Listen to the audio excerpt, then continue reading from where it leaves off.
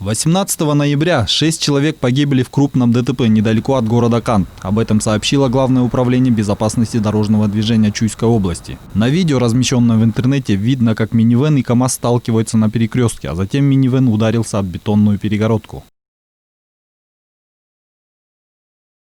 В последнее время дорожно-транспортные происшествия стали обычным явлением. По статистике, за последние 10 месяцев в стране произошло 4899 аварий, в результате чего погибло 596 человек. Однако в Главном управлении безопасности дорожного движения заявляют, что в этом году количество аварий снизилось по сравнению с прошлым годом.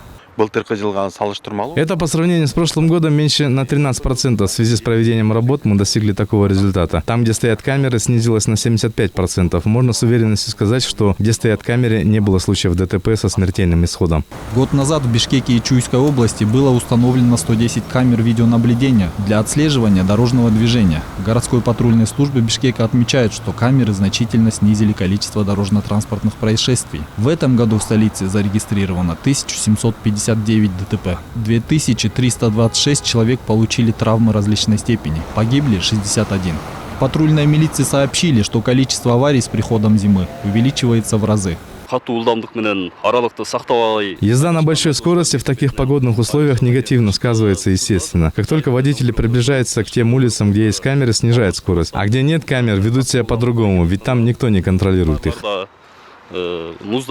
Руководитель общественной организации по безопасности дорожного движения Чинара Касмамбетова отмечает, что в 80% водители являются виновниками дорожно-транспортных происшествий. По ее словам, некоторые автовладельцы ездят как хотят. Мало того, многие напиваются и нарушают скоростной режим. Она отметила тот факт, что подобные явления, которые продолжаются на протяжении многих лет, свидетельствуют о работе соответствующих органов и что государство должно принимать комплексные меры в этом направлении.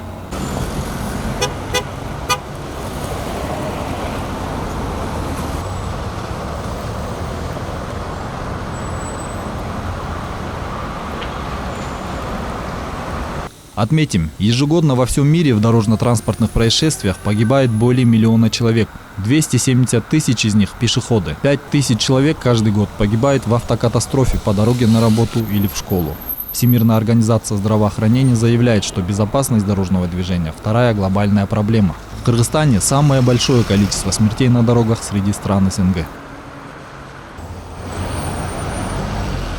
Азамат Кенжешев, Кульчуро Казымкулов, Нью ТВ.